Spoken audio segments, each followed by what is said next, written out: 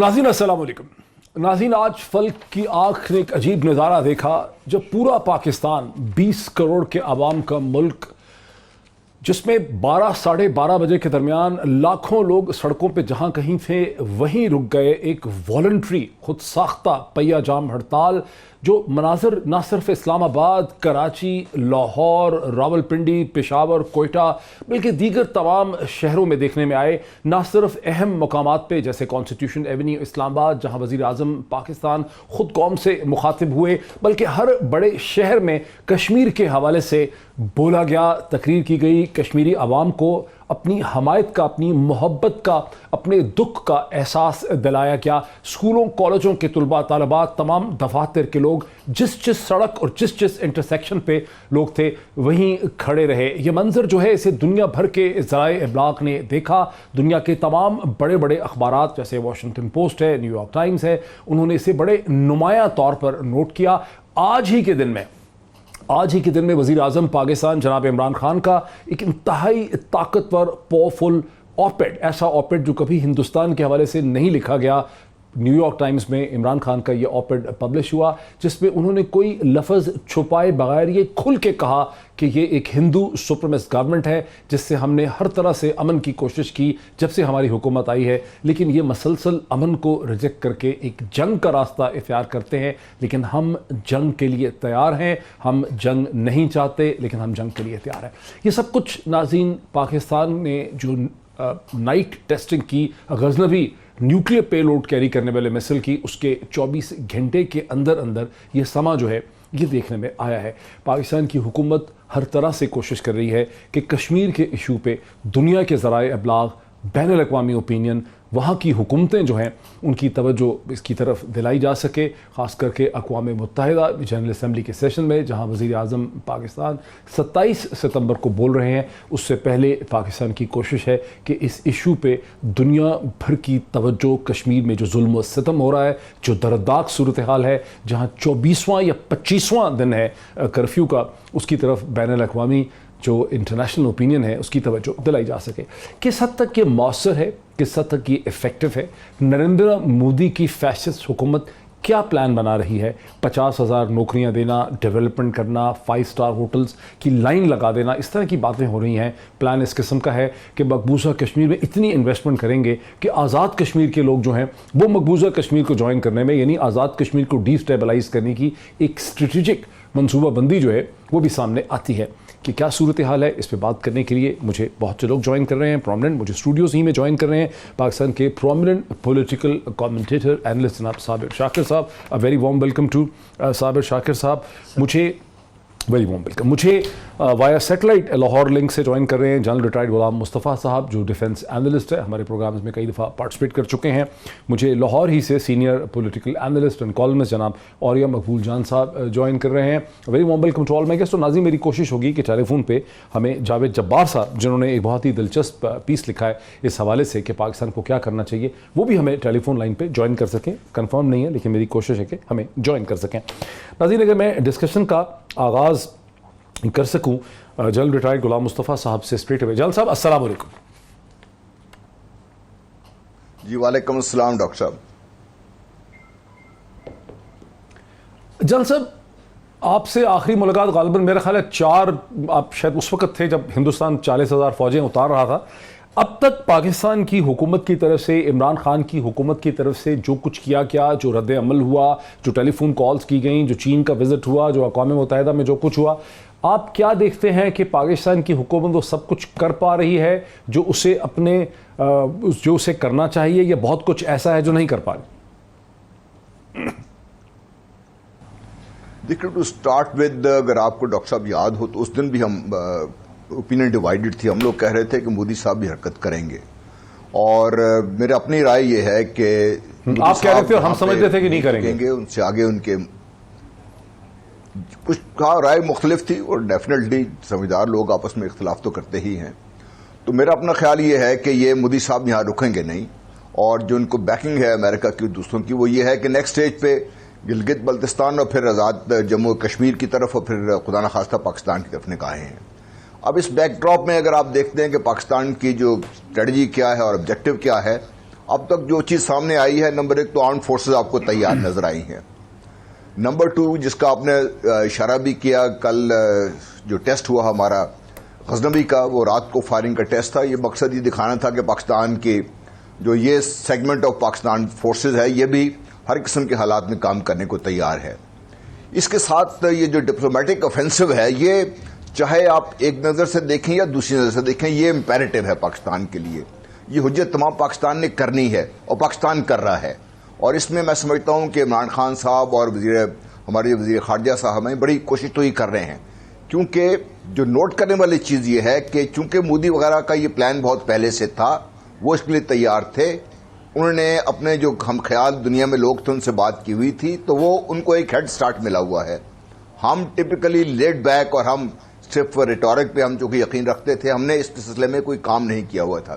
اب پاکستان نے زیرو سے شروع کیا ہے سارے اس کام کو مودی کی اس لیول تک پہنچا کر دنیا کو یہ باور کرانے کے لیے عمران خان صاحب بھی جو کر رہے ہیں، قوم نے بھی جو آج کیا، یہ ایک بہت بڑا اچھا سٹیپ ہے. لیکن ہمیں جو ہمارے جو ایمبیسیز ہیں، جو ہمارے دوسرے جو لوگ ہیں یا جو ہمارے سمجھدار لوگ ہیں، ریگارڈلیس اور جس پولیٹیکل پارٹی سے بھی ہیں، پولیٹیکل لیڈرشپ ہے ہماری، کیونکہ جو ڈسکورس ڈپلومیٹک لیول پہ چلے گا وہ ایک اور ہے، جو پبلک ڈپلومیسی ہے اس میں ابھی تک میں سمجھتا ہوں کہ پاکستان نے کوئی خاطر خواہ اقدامات نہیں کیے. وہاں بھی ہمیں کرنے کی ضرورت ہے. کیونکہ at the end of the day اگر پاکستان کی قوم دنیا کو یہ نظر آئے گا کہ 22 کروڑ قوم تیار ہے اس حد تک جانے کے لیے جس حد تک یہ سمجھتے ہیں کہ مفادات کی نگہداشت ضروری ہے، تو پھر دنیا آپ کی طرف متوجہ ہوگی. ورنہ مودی صاحب یہ جو سبز باغ دکھا رہے ہیں، اس میں اور لوگ بھی اس ساتھ شامل ہو رہے ہیں جو کہہ رہے ہیں کہ ہم یہ پیسے لگائیں گے. ان کے اپنے جو بڑے بزنس ہے وہ بھی کہہ رہے ہیں پیسے لگائیں گے. ایز آف ناؤ تو یہ سب کچھ ٹھیک لگ رہا ہے مودی صاحب کو. لیکن میرا اپنا خیال یہ ہے کہ over a period of time اگر چیز سسٹینڈ ایفرٹس رہیں گی، دنیا کو جس دن یہ خبر اور دنیا کو جس دن یہ یقین ہو جائے گا کہ پاکستان صرف، میں اور جنرل راحیل شریف کے الفاظ دہرانا چاہتا ہوں جو انہوں نے مودی کے جو انہوں نے 15 اگست 2015 کو لال قلعے میں کہے تھے، اور اس کے جواب میں پھر جنرل راحیل گلگت تشریف لے گئے تھے. انہوں نے کہا تھا کہ ہم پاکستان کے مفادات کی نگہداشت تک آخری حد تک جائیں گے اور اگر ضرورت پڑی تو اس سے پار بھی. جب یہ دنیا کو یہ بات سمجھ آ جائے کہ واقعی میرے ساتھ رہیے. بنیادی طور پہ میں ذرا سم اپ کر دوں کہ جلسہ بھی سمجھتے ہیں کہ نریندر مودی ایک پوری تیاری کے ساتھ چل رہا ہے. مسئلہ صرف مقبوضہ کشمیر تک ان کے ارادے نہیں ہیں، بلکہ گلگت بلتستان آزاد کشمیر کو بھی ڈی سٹیبلائز کرنا، یہاں بھی ایسے حالات پیدا کرنا کہ انڈیا کو انٹرونشن کرنے کا موقع ملے. یہ ان کی لانگ ٹرم تھنکنگ کا حصہ ہے، یہ ایک پاپولر ایجنڈا ہے. یہیں سے بات کو آگے بڑھاتا ہوں. صابر صاحب صاحب، آپ کی کیا انڈرسٹینڈنگ ہے؟ کیا ہندوستان یہاں رکے گا؟ کیا ہندوستان کو ایک general Ghulam Mustafa is a great realist, وہ یہ سمجھتے ہیں کہ کوئی اتنا خاص ان کو نریندر مودی کو چیلنج نہیں ہے، مطلب ابھی تک کوئی ایسا چیلنج نہیں ہے. آپ مجھے تھوڑی دیر پہلے یہ بتا رہے تھے کہ شاید سپریم کورٹ آف ہندوستان کوئی اس میں کچھ کرے گی. آپ کو لگتا ہے کہ سپریم کورٹ آف ہندوستان اتنے پاپولر ہندوتوا کے پرائم منسٹر کو، جس کے پیچھے کروڑوں لوگ جو ہیں بڑے والہانہ طریقے سے کھڑے ہیں، اس کو چیلنج کر سکے کہ اس کا راستہ روکے گی؟ اتنا کوئی پرابلم ہے وہاں پہ؟ اچھا، اس میں دیکھیں، ہر ریاست جب بھی کوئی گورنمنٹ یا ریاست فیصلہ کرتی ہے، اس کا پلان بی بھی ہوتا ہے، پلان سی بھی ہوتا ہے کہ اگر ہم کہیں پھنس گئے تو نکلنے کے لیے راستہ کون سا ہے. United Nation UN Security Council بند کمرے کا اجلاس تھا، اس میں وہاں کے جو مستقل مندوب ہیں اکبر الدین، انہوں نے جو باہر نکل کے گفتگو کی، وہ لمبی چوڑی تمہید باندھنے کے بعد آخری وہ 3-4 جملے انہوں نے بولے. انہوں نے کہا کہ دیکھیں ہماری یہ عدالتیں موجود ہیں، اگر یہ کوئی ڈسپیوٹ ہوا تو وہ عدالتیں سپریم کورٹ اور وہاں پہ یہ ساری چیزیں ٹیک اپ ہو سکتی ہیں، اور اس کے لیے کسی انٹرنیشنل فورم کی ضرورت نہیں ہے. تو وہی سپریم کورٹ جب اس کے پاس 2 ہفتے پہلے جب اپلیکیشن گئی تو پہلے تو انہوں نے اس کو لفٹ نہیں کروائی. 2 ہفتے پہلے انہوں نے کہا کہ ابھی حالات ایسے نہیں ہیں، جب حالات ذرا نارمل ہو جائیں گے پھر کریں گے، اس وقت سنیں گے. اچھا، اب جاوید جبار صاحب نے مجھے فون پہ جوائن کیا. میں کوئک ایک چیز آپ سے پوچھوں پھر ان سے. دیکھیں، کیا آپ سمجھتے ہیں کہ نریندر مودی کو آکوپائڈ کشمیر میں جو ان کا ایجنڈا ہے اس کے راستے میں کوئی اتنی ریزسٹنس آ رہی ہے ان سائڈ کشمیر یا انٹرنیشنلی کہ سپریم کورٹ کوئی راستہ نکال کے ان کی مدد کرے؟ مجھے تو نہیں لگ رہا کہ ان کو کوئی اتنا بڑا پرابلم ہے. دیکھیں، اگر کوئی پرابلم نہیں ہے تو پھر 1 ماہ ہو گیا ہے، 30 days کرفیو لگا ہوا ہے. 25 دن ہو گئے کرفیو کے، میرا خیال ہے 4 تاریخ کو کرفیو لگا. آج چوتھا جمعہ تھا نا جی، ٹھیک ہے نا، 4 تاریخ سے کرفیو لگا ہوا. تو مہینہ ہونے کو ہے اور 10 لاکھ 1 ملین کے قریب وہاں کی فورسز ہیں. وہ موجود ہیں، ہر گلی میں موجود ہے، گلی گلی تک ڈور ٹو ڈور وہ تلاشی لے رہے ہیں، اور اگر صورتحال اتنی ہی ان کے کنٹرول میں ہے تو پھر وہاں پہ کرفیو ہٹ جاتا. ابھی بھی آج بھی جو BBC کی رپورٹ ہے 2 دن پہلے کی، اس کے مطابق بھی تقریباً کوئی 500 ہو چکے ہیں آپس میں ان کی فورسز کی اور کشمیریوں کی لڑائیاں، جو 500 واقعات ہو چکے ہیں. ٹھیک ہے. ہاسپٹل میں بھی ہیں، اور سرکاری جو گورنمنٹ آف انڈیا کہہ رہی ہے اس کے مطابق 5000 گرفتاریاں ہیں، جبکہ جو انڈیپینڈنٹ سورسز ہیں وہ کہتے ہیں 10,000 سے زیادہ تجاوز کر چکے ہیں. تو جب یہ سچویشن ہے تو پھر سپریم کورٹ اگر واقعی ایسی ہوتی تو سپریم کورٹ نے دیکھیں جو 370 اور 35A کے سسپینشن کا تھا نا، اس پہ اکتوبر کے فرسٹ ویک تک نوٹس ایشو کیے ہیں. جو کرفیو سو بیسیکلی آپ سمجھتے ہیں کہ ہندوستان کی سپریم کورٹ میں ابھی بھی اتنی اسپائنل کارڈ ہوگی؟ میں کہتا ہوں یہ بائی ڈیزائن ہے.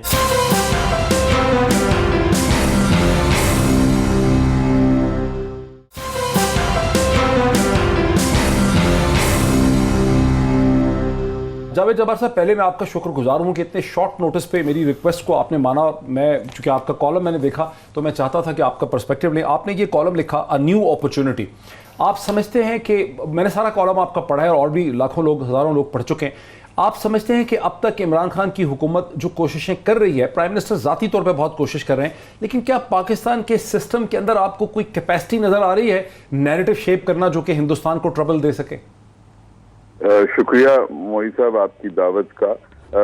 دیکھیے، میں سمجھتا ہوں پرائم منسٹر اور فارن منسٹر دونوں بہت متحرک ضرور ہیں، اور یہ بڑی اچھی بات ہے کہ کچھ گزشتہ دنوں میں بین الاقوامی میڈیا کو اس کے ضمیر نے ستایا یا جو بھی ہوا، کوریج میں اضافہ ہوا ہے. لیکن جو ہم اس وقت اپروچ دکھا رہے ہیں اسے ہونا چاہیے ایک ہنگامی ایمرجنسی اپروچ. جس طرح افواج پاکستان ہمیشہ چوکس رہتے ہیں لائن آف کنٹرول پر یا انٹرنیشنل باؤنڈری پر، تو ہماری جو ذرائع ابلاغ کی سرحدیں ہیں وہ بہت کمزور ہیں. ان لائک سے انڈیا یا امریکہ، جس کی ذرائع ابلاغ کی سرحدیں ان کی جغرافیائی سرحدوں سے بہت زیادہ وسیع ہیں. ایگریڈ. ہمیں چاہیے تھا کہ ہمارے جو سارے غیر حکومتی اور حکومتی ذرائع ہیں اس وقت ان کو فوری طور پر ڈپلوائے کرتے، کمیونیکیشن ایمرجنسی کے طور پر، چاہے وہ میڈیا میں خرچ کر پیسہ خریدا جائے باہر کے ذرائع ابلاغ میں، چاہے یہاں سے بھیجی جائیں ٹیم ہنگامی بنیاد پر، چاہے سارے کیپٹلز میں. آپ دیکھیں کہ جہاں کوریج ہو بھی رہی ہے، very rarely does any one mention کہ اقوام متحدہ کے قرارداد کے خلاف ہندوستان نے یہ قدم اٹھایا ہے.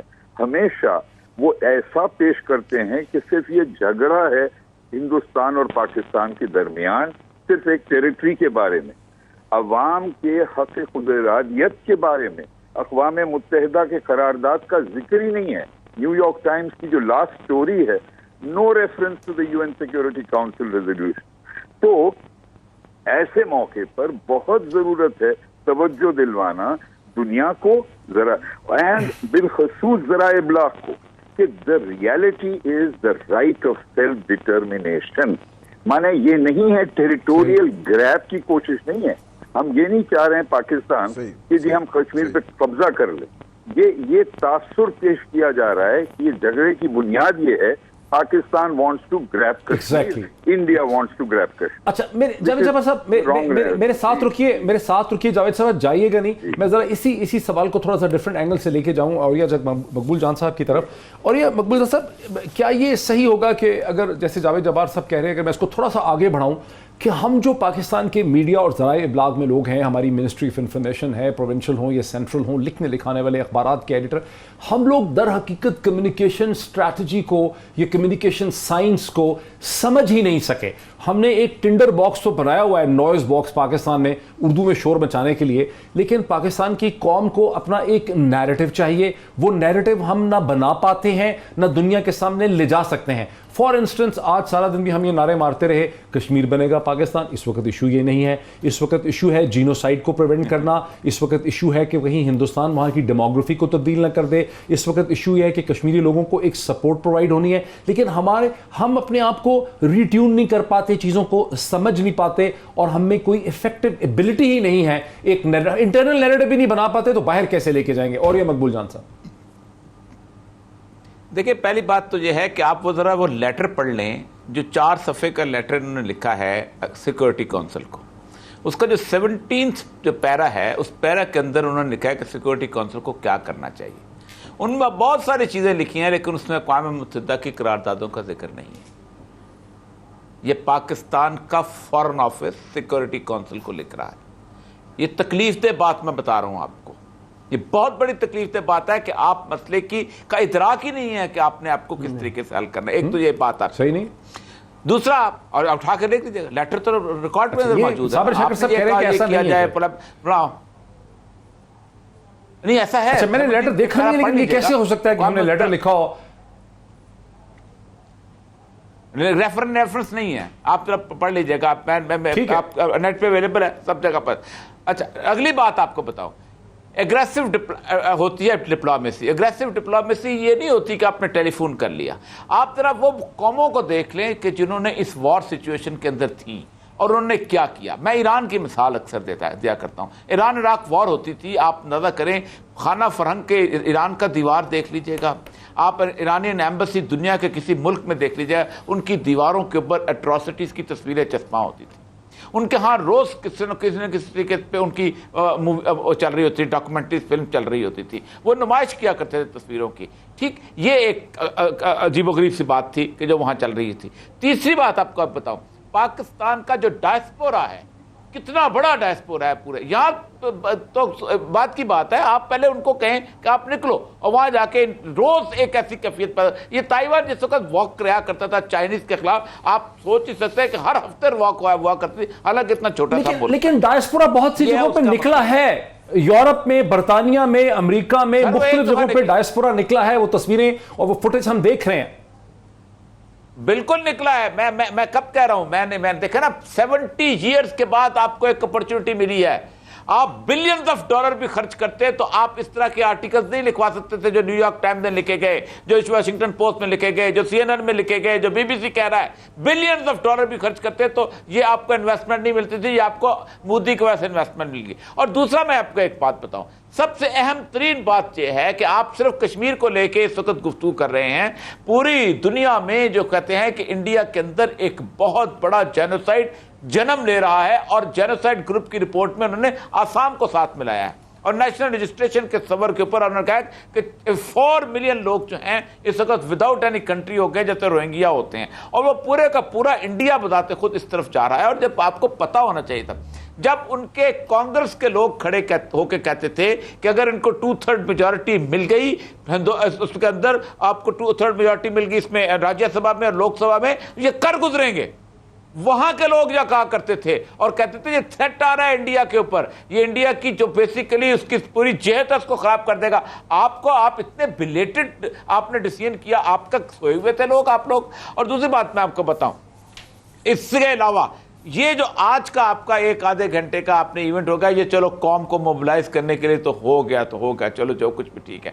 لیکن کیا آپ نے پوری دنیا کے اندر جا کے آپ کی ٹیمیں, اتنی اچھی بات کیا جاوید جبار صاحب نے, آپ کا میڈیا کی ٹیمیں روانہ ہو جانی چاہیے تھی پوری دنیا کے اندر, جو کہ مختلف قسم کی چیزیں لے کے چلتی, وہاں سے گفتگو کرتی, آپ کے کانفرنس, آپ کے سیمینار, سب کی. مجھے ایک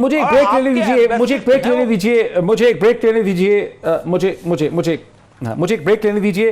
سمنگ اپ, پاکستان کے سسٹم کے اندر وہ کیپیسٹی, وہ آرگنائزیشنل کیپیسٹی اور وہ صلاحیت, سٹینڈ لینے کی کوشش تو بہت ہے prime minister, especially prime minister کی, لیکن سسٹم کے اندر جو کیپیسٹی ہے ذرائع ابلاغ میں, منسٹریز میں, فورن آفس میں, اس میں بہت سی کمزوریاں جو ہیں وہ نظر آتی ہیں. وہ کمزوریوں کو دور کیسے کیا جائے گا, کیونکہ یہ لمبی جنگ ہے. بریک کے بعد اس پہ مزید بات کرتے ہیں آفٹر دی بریک.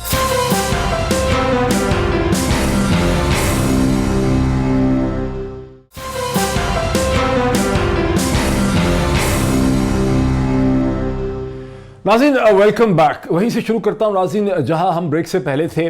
اگر یہ ایک بہت بڑی لمبی طویل جنگ ہے اور یہ توپ خانے کی جہازوں کی میزائل کی نیوکلیئر جنگ نہیں ہے بلکہ ایسا لگتا ہے کہ یہ ہندوستان اور پاکستان کے درمیان، پاکستان کے لوگوں کے درمیان اور ہندوستان کی ہندوتوا فیشسٹ حکومت کے درمیان یہ ایک انفارمیشن وارفیئر ہے جس میں پاکستان کے پاس اتنے ٹولز نہیں ہیں نیریٹو شیپنگ کے۔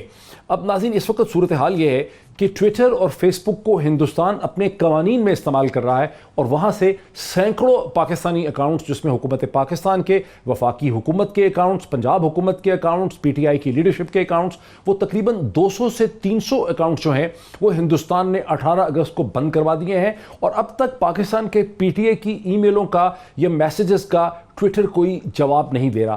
اس سے ملتی جلتی صورتحال فیس بک میں ہے۔ یہ صورتحال گزشتہ 1-2 برس سے چل رہی ہے کہ سائبر سپیس کے اوپر جتنی انفارمیشن آرکیٹیکچر ہے اسے ہندوستان کی بیوروکریسی، وہاں کی ایجنسیز کنٹرول کرتی ہیں۔ پاکستان کے اداروں کو، پی ٹی اے کو، فورن آفس کو اور بھی بہت سے اداروں کو بارہا اس کی طرف نشاندہی کرائی گئی لیکن کچھ نہ کر سکے۔ جاوید جبار صاحب، یہ جو چیلنج ہے انفارمیشن وارفیئر کا، یہ پاکستان کے حکومت، اداروں کو، لوگوں کو، ذرائع ابلاغ کو سمجھ ہی نہیں آیا۔ ہم تو اپنی ہی لڑائی میں لگے ہوئے ہیں، نواز شریف، زرداری، ورنہ۔ موہت صاحب دیکھیے، ایک مسئلہ یہ ہے کہ ہم جو سٹرکچر، جس نظام کے تحت اس چیلنج کا سامنا کرنا چاہیے، وہ سٹرکچر نظام ایک فرسودہ نظام ہے۔ اس وقت ضرورت ہے ایک پبلک پرائیویٹ پارٹنرشپ کی، ریاست اور نجی شعبے میں، اور نجی شعبہ پاکستان کا نجی شعبہ، ذرائع ابلاغ کا، سرمایہ کا، اور بیرون ملک رہنے والے پاکستانی کے پاس جو ذرائع ہیں، صرف سڑک پر جا کر احتجاج کرنے کے لیے نہیں بلکہ مالیاتی طور پر، ان سب کو پول کر ایک نئے کانٹینٹ کو، فارم کو اثر انداز دینے کے لیے ایک نیا سٹرکچر چاہیے۔ Public private partnership should be launch, تاکہ صحیح طور پر آپ ساری انرجیز کو، ریسورسز کو ہارنیس کر سکیں۔ اس وقت یہ ٹائم نہیں ہے کہ جی آپ منسٹری اور ایمبیسیز پر صرف ڈیپینڈ کریں، اور ماضی میں ارلی سے ہندوستان نے ہمارے قیدیوں کو رکھا تھا، ہم نے فل پیج ایڈورٹیزمنٹ لکھ کر نجی شعبے سے میں نے خود موبلائز کیے تھے ریسورسز، حکومت کا ایک پیسہ نہیں خرچ ہوا، and we ran full page ads in the New York Times, the Times of London, Washington Post, اور بہت مؤثر رہے۔ اس لیے نہیں کہ میں نے لکھے، بٹ انڈیا اس کا جواب نہیں دے سکا۔ On what basis are they keeping our prisoners? میں یہ کہہ رہا ہوں، یہ بہت ہی سنہرا موقع ہے کہ ہم اس کو پبلک پرائیویٹ پارٹنرشپ کر کے، یہ بھی یاد رکھیں، موئز بہت ضروری ہے، یہ تلخ حقیقت ہے لیکن اسے ہمیں تسلیم کرنا پڑے گا کہ پاکستان کا اس وقت بین الاقوامی سطح پر بہت ہی منفی تاثر ہے۔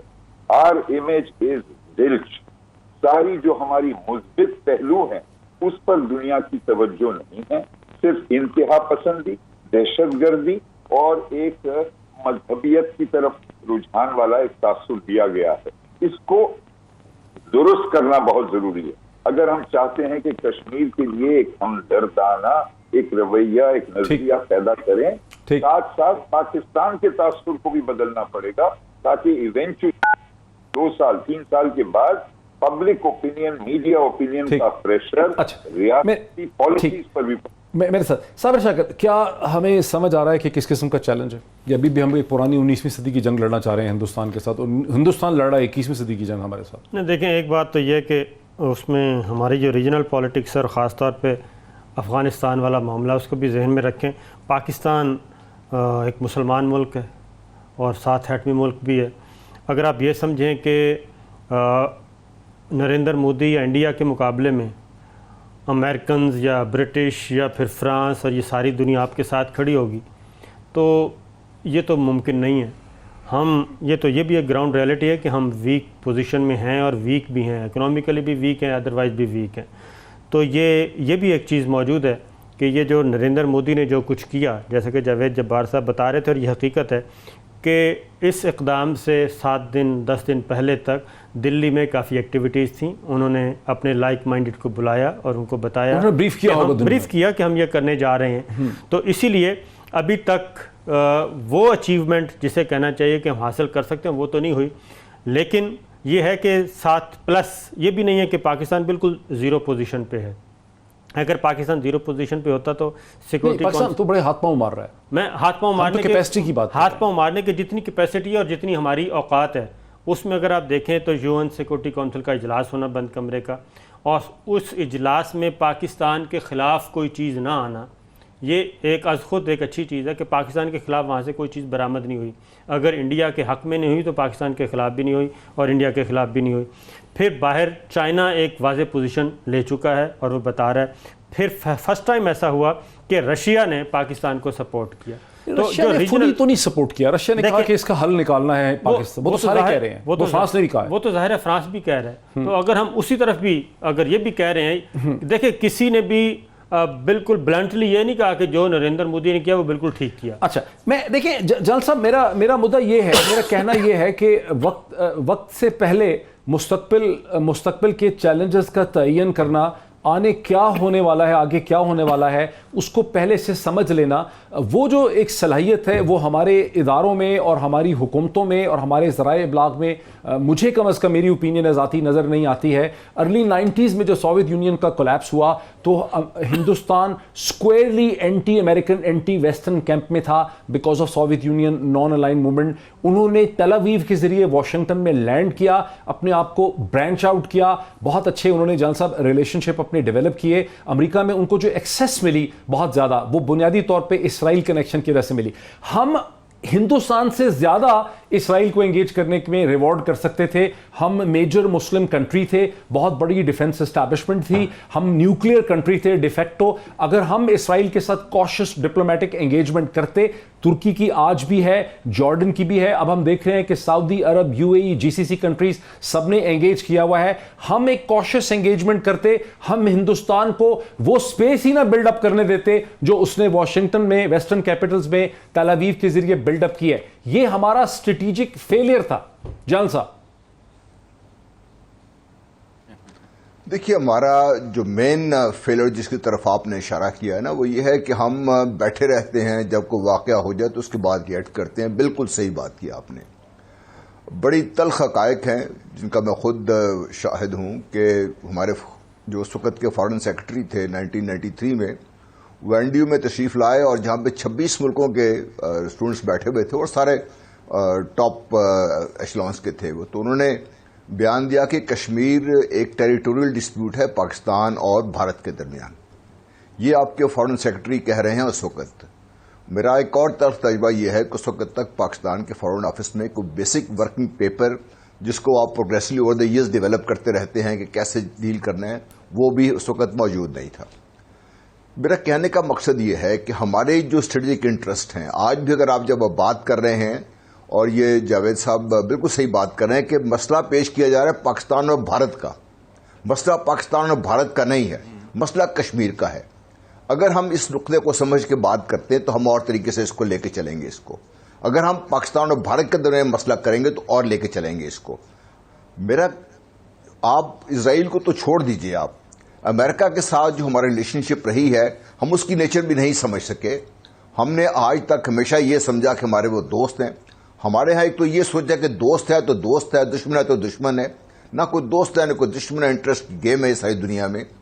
آپ رشیا کو دیکھ لیجئے، طالبان نے ان کے خلاف جو کچھ کیا، لیکن رشیا پہلا ملک تھا جنہوں نے طالبان کو انگیج بھی کیا، ان کو سپورٹ بھی کیا، لے کے چل بھی رہے ہیں اس وقت. تو ہم تو ہر معاملے کو بلیک اینڈ وائٹ میں رکھ کے اچھا جی یہ تو اب چونکہ ہم کمزور ملک ہیں ہم نہیں کر سکتے. دیکھیے پاکستان کو اللہ تعالیٰ نے، آپ اسرائیل کو چھوڑ دیں، یہودیوں کو چھوڑ دیں، پاکستان کی جو اپنے اللہ تعالیٰ نے طاقت دی ہے کہ ہم اس کو سمجھ کے اس کے اوپر بلڈ اپ کر رہے ہیں اس کو. آپ مجھے بتائیے نا کہ گزشتہ ہماری جو کئی حکومتیں تھیں، آج جس سال میں ہم لوگ ہیں، یہ مجھے کوئی شک نہیں ہے کہ economic hit men over the years have work to bring Pakistan to this place. ابھی آپ کے سر پہ FATF کی تلوار لٹک رہی ہے. ٹھیک ہے، جس دن وہ چاہیں گے استعمال کریں گے آپ کے خلاف. اور بھارت اس وقت بھی لابی کر رہا ہے آپ کے خلاف یہ سب کچھ کرنے کے لیے.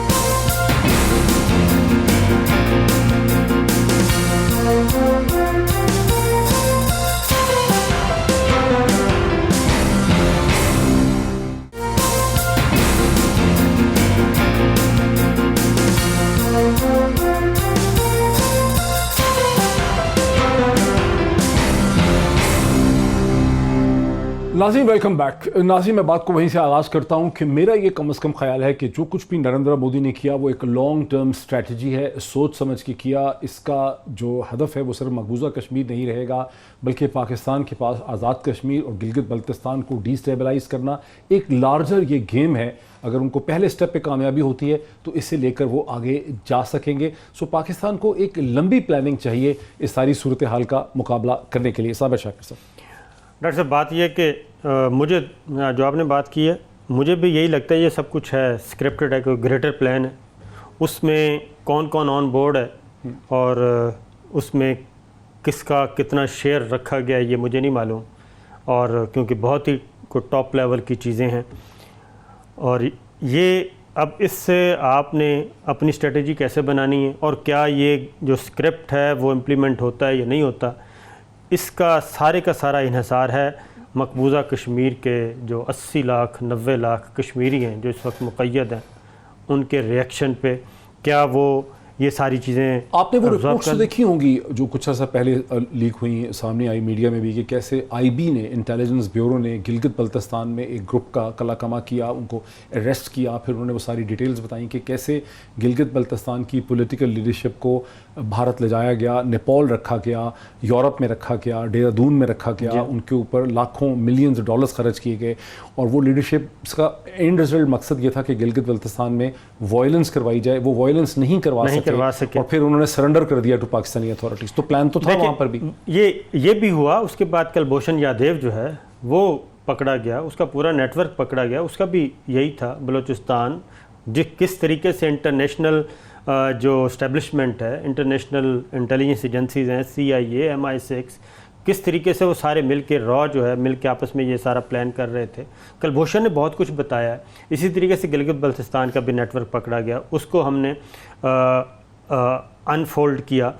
फिर ये आपका डैम बनाने जा रहे थे तो सबसे पहले इंडिया ने ये काम किया था। ये जो लड़ाई ताज़ा लड़ाई शुरू हुई है ना, ये है CPEC के बाद शुरू हुई है।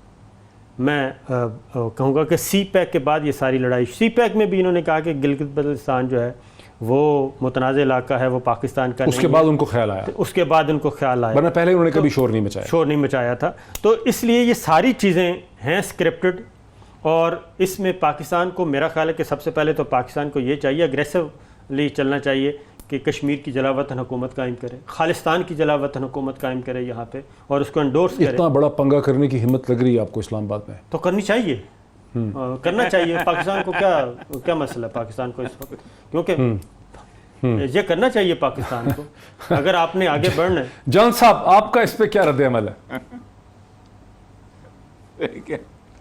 देखिए, मैं थोड़ा सा पीछे जाना चाहता हूं कि ये आपको जो बेसिक इशू है ना, जब ये कश्मीर पूरा भारत को दिया गया था, अब जस्ट इमेजिन अगर आज खुदा ना खास्ता ये गिलगित बल्तिस्तान और जम्मू कश्मीर हमारे साथ ना होता तो पाकिस्तान की सूरत हाल क्या होती। ये मसला उस वक्त से शुरू है क्योंकि ब्रिटिश का इशू ये था, ग्रेट गेम में वो तो शामिल थे, दे हैड टू लीव सब कॉन्टिनेंट, लेकिन उन्होंने ये इशू छोड़ा। वो तो कायद आज़म रहमतुल्लाह अलैह की और हमारे उस वक्त की लीडरशिप ने थोड़ी हिम्मत की तो ये काम हो गया। देखिए, पाकिस्तान के लिए कोई मुश्किल नहीं है इस वक्त, और जो गेम हो रही है पाकिस्तान शायद इस रीजन में सबसे एक्सपर्ट है इसमें।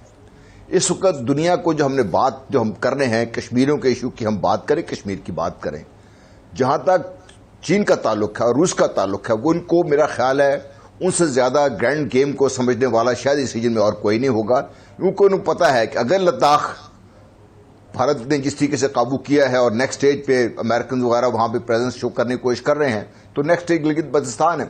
अगर वो जाता है तो आप इमेजिन कीजिए कि रूस, वस्ती एशियाई रियासतें, अफगानिस्तान, चीन, ये सब इस लपेट में आ जाएंगे, और जो इनकी ओवरऑल गेम प्लान है उसमें चीन भी शिकस्त खा जाएगा और रूस भी शिकस्त खा जाएगा।